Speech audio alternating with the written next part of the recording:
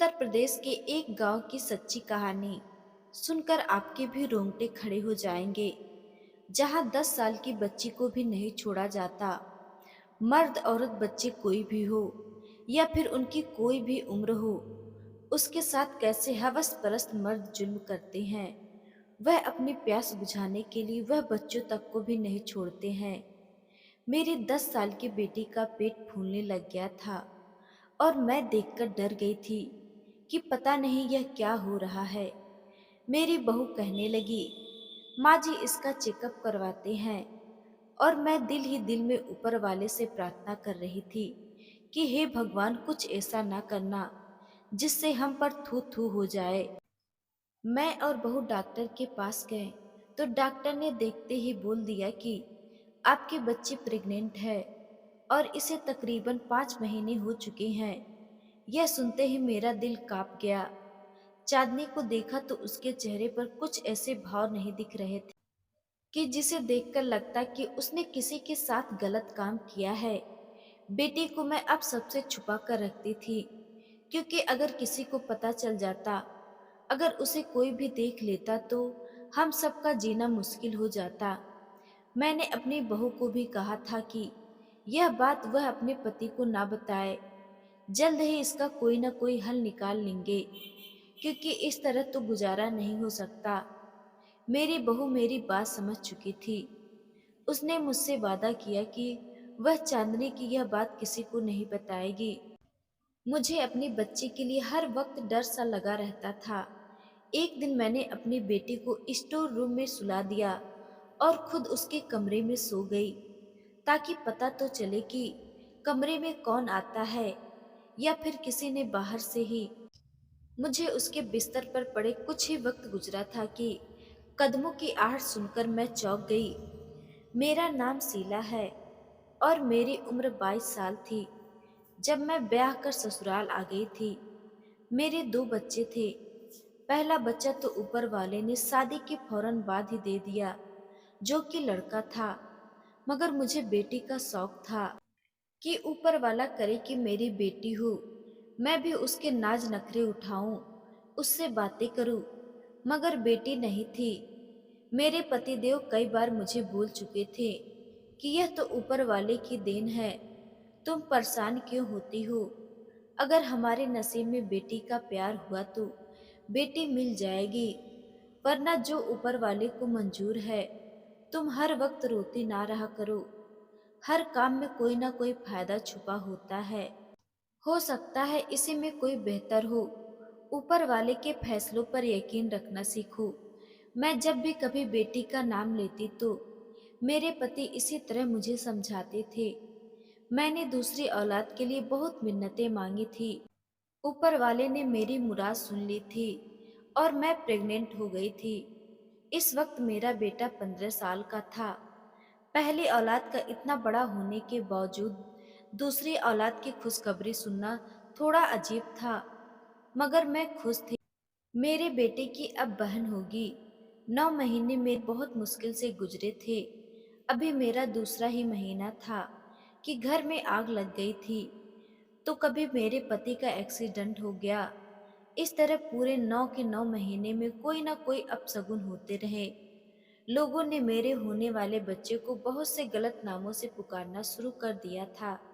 मुझे अपने ईश्वर पर पूरा यकीन था कि यह सब तो नसीब का खेल है, वरना इस तरह कुछ नहीं होता। और ना ही कोई बच्चा या इंसान अपशगुन होता है, क्योंकि गांव के लोगों में वही पुराने रस्मों रिवाज और वही सोच पाई जाती है। इसलिए उनको यह सब लगता था। मेरे 9 महीने पूरे हो चुके थे। डिलीवरी का वक्त करीब था। डॉक्टर ने मेरे पति को हौसला दिया और ऑपरेशन थिएटर में आ गए। वह वक्त मेरे पति पर कायनात जैसा था। ऊपर वाले ने उनकी प्रार्थना सुन ली थी और चांद जैसी बेटी से मेरी गोद हरी हो गई। जब मुझे होश आया और मेरे पति ने मुझे यह खुशखबरी सुनाई, मेरे पांव तले जमीन नहीं टिक रहे थे। मैं बहुत खुश थी कि ऊपर वाले ने मुझे एक बेटी का सुख दिया है। मैंने अपनी बेटी का नाम चांदनी रखा था। सभी मेरे नाम रखने पर हैरान थे कि यह कैसा नाम है, मगर मुझे अपनी बेटी चांद का टुकड़ा लगती थी, इसलिए मैंने उसका नाम चांदनी रख दिया था। मेरा बेटा मयंक अपनी बहन का बहुत ख्याल रखता था, मगर जब भी वह स्कूल से आता तो अक्सर गुमसुम रहता था। मैंने कई बार उससे पूछा कि बेटा बात क्या है, तो उसने कहा कि स्कूल के बच्चे उसे चिढ़ाते हैं कि तुम 15 साल के हो चुके हो और तुम्हारी माँ और बाप ने बेटी पैदा की है। हम अक्सर बच्चों को ऐसी बातों पर बहुत मारते हैं या फिर डांट कर चुप करवा देते हैं, मगर बच्चे सभी बातें समझते हैं। हमारा जमाना और था। आजकल के बच्चे खुद के मसले इतने हैं कि वह अक्सर डिप्रेशन का शिकार रहते हैं। जब मयंक ने मुझे यह बात बताई तो एक पल को मैं कांप गई, क्योंकि अपने बेटे को बताने के लिए मेरे पास कुछ नहीं था। फिर कुछ सोचकर उसके पास बैठ गई और मैंने उसे बताया कि बेटा यह तो ऊपर वाले की देन है और तुम्हें खुश होना चाहिए कि तुम्हारी बहन आई है जिससे तुम हर दुख सुख बांट सकते हो।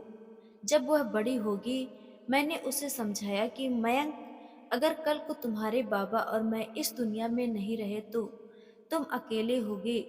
तुम्हें कोई परेशानी हो तो क्या तुम लोगों से बांटते फिरोगे? तो उसने कहा नहीं माँ। तो मैंने उसे और समझाया कि बेटा तब तुम वह बात अपनी बहन से कर सकते हो। वह किसी को नहीं बताएगी और वह तुम्हारा ख्याल रखेगी जैसे मैं रखती हूँ। बहनों के लिए भाई बहुत प्यारे होते हैं। मयंक समझ चुका था, यानी उसे मेरी बात समझ आ चुकी थी। चांदनी से हम सब बहुत प्यार करते थे। वह दिन ब दिन बहुत खूबसूरत होती जा रही थी। यूं लगता कि जैसे चांद जमीन पर उतर आया हो। मैं रोज उसकी नजर उतारती थी। एक बार चांदनी 7 साल की थी कि उसे बुखार हो गया। हमने गांव आसपास के सभी शहर छान मारे, डॉक्टर से इलाज करवाते रहे, मगर उसे आराम ना हुआ। तंग आकर गांव में एक माई थी जिसका नाम बहुत सुन रखा था। वो बच्चों पर कुछ मंत्र पढ़कर फूंक मारती थी। मैं चांदनी को लेकर वहां गई तो माई मेरी बच्ची को देखते ही कहने लगी, बेटी इसका चेहरा छुपा कर रखा करो, किसी दिन तुम्हारी यह बच्ची किसी अपनों के हाथों तबाह हो जाएगी। छोटी उम्र में यह तुम्हारा मुंह काला कर देगी। मेरे पति उस वक्त साथ थे। वह चांदनी और मुझे लेकर फौरन घर आ गए और मुझे खूब डांटा कि मैं यह कैसे कैसे लोगों के पास उनकी बेटी को लेकर जा रही हूँ। उस माई की बात सुनकर मैं डर चुकी थी। मुझे अपनी बच्ची के नसीब से डर लगने लगा था। उसके स्कूल जाने और पढ़ने के दिन थे। उस माई की बात सुनकर मैंने इसे स्कूल भी ना जाने दिया और घर बैठा लिया। मेरे पति ने इस बात पर खूब शोर मचाया, मगर मैं अपनी बात से 1 इंच तक ना हिली। चांदनी अब समझदार हो चुकी थी। उसकी उम्र 9 साल थी। वह अक्सर घर से बाहर खेलने के लिए जाती और घंटों आकर रोती कि बाहर बच्चे उसका मजाक उड़ाते हैं कि वह अनपढ़ है। मैं अपनी बच्ची का दुख समझती थी, मगर एक माँ होने के नाते मैं क्या कर सकती थी। मयंक ने भी बहुत जिद की थी कि मैं गलती कर रही हूँ। वह अपनी बहन को स्कूल छोड़कर आया करेगा और लेकर भी आया खुद ही करेगा, मगर मैंने अनुमति न दी। मयंक जैसे 24 साल का हो चुका था। बेटा जवान हो चुका था। उसने बीए तक पढ़ाई हासिल कर ली थी और शहर के सबसे बड़े किसी ऑफिस में काम करता था और कई रिश्ते उसके घर आ रहे थे, मगर मुझे वो अभी छोटा सा मयंक ही लगता था। कई बार मुझे रिश्तेदारों में से लोगों ने कहा कि बेटे की शादी जल्दी कर लो, वरना ऐसा ना हो कि वह बगैर बताए शहर में छुपकर शादी कर ले। यह बात सुनकर मैं डर गई थी। मैंने बेटे की शादी के लिए रिश्ते देखना शुरू कर दिए और जब मयंक को पता चला तो मयंक ने कहा, माँ आप जहाँ कहेंगी मैं शादी कर लूंगा। मेरे पति की तबीयत भी खराब रहने लगी थी। उन्होंने बेटे का रिश्ता पास के गांव में ही तय कर दिया। लड़की पढ़ी लिखी नहीं थी। मैंने जब मना किया तो मेरे पति ने कहा, मैं जब जबान दे चुका हूँ और लड़की अच्छी है, हमारी सेवा करेगी और मयंक को भी खुश रखेगी, तुम्हें किस बात का डर है? चांदनी भाई की शादी सुनकर बहुत खुश हो गई थी। इस वक्त वह 9 साल की थी जब मयंक की हमने शादी कर दी और शीतल को बहू बनाकर घर ले आए। और शीतल घरदारी में माहिर थी। शादी के 3 महीने में वह हम सबका दिल जीत चुकी थी।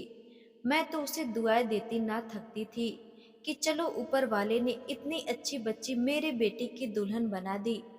चांदनी हर वक्त भाई भाभी करती रहती थी।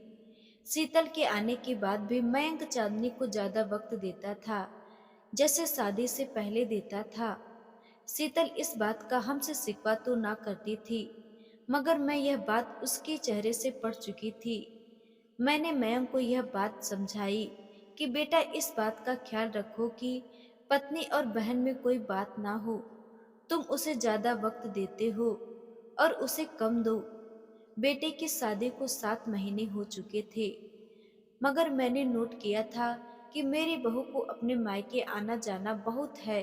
वह हर हफ्ते में 2 बार मायके का चक्कर लगाती थी, जो बात मुझे बिल्कुल पसंद नहीं थी। मैंने बहू को मना किया तो उसने कहा माँ जी पास के गांव में शादी करवाने का यही तो फायदा है कि जब मर्जी अपने माँ बाप से मिलने चले जाओ। उसकी बात सुनकर मैं हैरान रह गई। बहू की बातचीत मुझे अब एक आंख नहीं भाती थी। मुझे लगता था जैसे मैं कुछ ज्यादा ही सोच रही हूँ। एक दिन मोहल्ले में किसी घर किसी बच्चे की बर्थडे पार्टी थी, तो मैं वहां चली गई। तो मुझे एक औरत ने कहा, शीला तुम्हारी बहू शीतल गांव की चौधरी के घर क्यों जाती है? तुम जानती नहीं हो वह लोग कितने खतरनाक हैं। आखिर पूरे गांव में उनकी दहशत है। तुम उसे मना क्यों नहीं करती? यह बात सुनकर मैं डर गई थी, क्योंकि बहू ने तो कभी चौधरी साहब के घर जाने का जिक्र मुझसे नहीं किया था। घर आकर मैं यह बात सोचती रही, मगर मुझे कोई जवाब ना मिला। चांदनी भी उन दिनों कुछ चुप चुप सी रहने लगी थी। उसका रंग पीला पड़ने लगा था। मैं अपने बेटे को देखकर परेशान थी और मैंने उसे डॉक्टर के पास ले जाना चाहा, तो बहू ने मुझे रोक लिया कि वैसे ही खाने पीने की कमी है।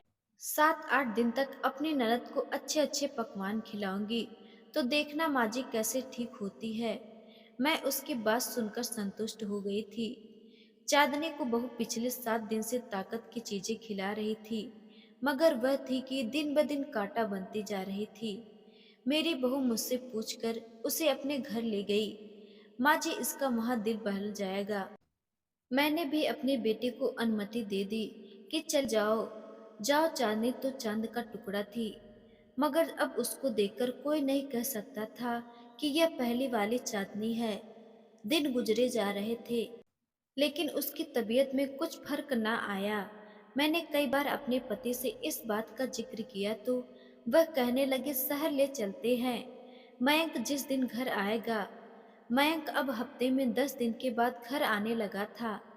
ऑफिस में शायद काम बढ़ चुका था। चांदनी का जन्मदिन था। वह पूरे 10 साल की होने वाली थी। उसका जन्मदिन 1.5 महीना रह गया था। मैं और मेरे पति बहुत खुश थे, मगर चांदनी पहले की तरह अपने जन्मदिन सुनकर खुश नहीं हुई थी। वह हर वक्त एक तरह घूमती रहती थी। कुछ भी बात करते तो खोए खोए दिमाग से काम लेती थी। कई बार मैंने देखा कि मेरी बहू उसे स्टोर रूम में ले जाती है और काफी देर के बाद वहां से निकालती है। एक दिन जब मैंने बहू से पूछा तो कहने लगी, माँ मैं तो इसका ध्यान बटाने के लिए इसे पुरानी चीजें दिखाती हूँ। मेरा दिल हर वक्त घबराता रहता है। चांदनी का पेट बड़ा होता जा रहा था। देखने वाले को लगता था जैसे वह प्रेग्नेंट हो चुकी है और उसे 7वां 8वां महीना लगा है। चांदनी का पेट फूला देखकर मैं डर गई। मैंने अपनी बहू से कहा कि तुम चांदनी को अक्सर अपने घर लेकर जाती हो, वहां कुछ हुआ है क्या? तो उसने मुझसे कहा, आप मुझ पर इल्जाम लगा रही हैं। जब से मैं इस घर में आई हूँ उसे अपनी बहन समझा है। मैंने यह बात उसे कहीं भी बताने से मना किया था। जब मैं चांदनी से कुछ पूछती तो वह बस एक तरफ देखती रहती थी, कोई जवाब ही ना देती। अगर यह बात घर से बाहर चली जाती तो न जाने पूरे गांव में हमारी इज्जत की कैसी धज्जियां उड़ती। मेरे पति तो मुझे जिंदा ही जमीन में गाड़ देते कि मेरी लापरवाही की वजह से यह सब हुआ है। मैं और बहू उसे रात के समय छुपाकर उसे डॉक्टर के पास लेकर गई, तो उस डॉक्टर ने देखते ही ऐसा राज खोला कि मैं तो वहीं ढेर हो गई। उसने देखते ही मुझे बोल दिया कि आपकी बेटी प्रेग्नेंट है और एक आधे महीने में बच्चा जन्म देने वाली है। मैं यह बात सुनकर हैरानी में आ चुकी थी। मैंने डॉक्टर से कहा कि आप एक बार टेस्ट तो कर लें, तो वह गुस्सा हो गई। क्या आपको मेरी बात पर यकीन नहीं है? क्या आप डॉक्टर हैं या मैं हूँ? मैंने कहा नहीं, आपकी बच्ची प्रेग्नेंट है। पहले ध्यान नहीं देते, जब औलाद ऐसे कांड करती है तो डॉक्टर्स को झूठा कहते हैं। डॉक्टर यह बात कहकर चली गई। मैं वहीं सर पकड़कर बैठ गई। चांदनी को मैं और बहू घर ले आए। उसके बाद वह ज्यादातर कमरे में ही रहती। मैं उसके बारे में जब भी पूछता था तो मैं झूठ बोल देती और अपने पति से भी कहती कि वह अपनी मौसी के घर रहने गई है, कुछ दिन में लौट आएगी। मेरी बहू बहुत खुश थी क्योंकि मैं उसे शहर लेकर जाने वाला था। उसने मुझसे कहा कि अब ऐसे मेरा गुजारा नहीं होता। शीतल को मैं लेकर शहर जाऊंगा, कुछ दिन बाद आपसे मिलने आता रहूंगा। मैं तो रो रही थी कि बेटा पत्नी को लेकर अलग हो जाएगा। चांदनी मेरी इतनी खूबसूरत बच्ची को पता नहीं किसकी नजर लग गई है, इतनी छोटी सी उम्र में प्रेग्नेंट हो गई। मैंने कई बार चांदनी से सच पूछा, मगर वह खोए खोए दिमाग से सब सुनती रहती थी। मैं बहुत परेशान थी। उस दिन मैं सोने के लिए लेटी तो झट से मुझे वह माई याद आ गई जिनसे चांदनी को बुखार से आराम हुआ था, जिसने कहा था कि वह अपने बेटे को छिपा कर रखे, वरना यही औलाद मेरा मुंह काला करेगी। उसी माई की बात बिल्कुल सच थी। जिस औलाद के लिए मैंने इतनी प्रार्थना की, वही बुढ़ापे में मेरी बदनामी का जरिया बन रही थी। सुबह नाश्ते के बाद मैं बहू से झूठ बोलकर उस माई के पास गई। हो सकता हो किसी तरह मेरी चांदनी इस मुश्किल से बाहर निकल आए, मगर मुझे उसके ठिकाने पर आकर पता चला कि वह तो दूसरे गांव जा चुकी है। बुझे हुए दिल के साथ मैं घर लौट आई और अपनी बहू से कहा कि मुझे डॉक्टर के पास ले चलो, हो सकता हो वह मेरी मदद करे। मैं और बहू जब उसके पास आए तो उसने मेरी बच्ची का बच्चा गिराने से साफ मना कर दिया कि यह गैर कानूनी काम है और दूसरा इसमें आपकी बच्ची की जान को खतरा है। वह अभी बहुत छोटी है। मैं परेशान हालत में घर आ गई। समझ नहीं आता था कि कहाँ से अपनी औलाद की खुशियां मांगूं। मैंने दोबारा ऊपर वाले से रो रो कर प्रार्थना की। उस दिन मैं उस माई की तरफ गई और ऊपर वाले की करनी ऐसी हुई कि दूसरे गांव में मुझे वह आसानी से मिल गई। जब मैंने उसे सारी बात बताई तो उसने मुझे एक दवा दी और कहा कि यह अपनी बच्ची को पिला दो और उसके साथ ही अपनी बच्ची के बिस्तर पर खुद सो जा। तुझे पता चल जाएगा तेरी बच्ची कैसे प्रेग्नेंट हुई। शीला, मैंने कुछ साल पहले तुझे कहा था कि बच्ची पर ध्यान रख।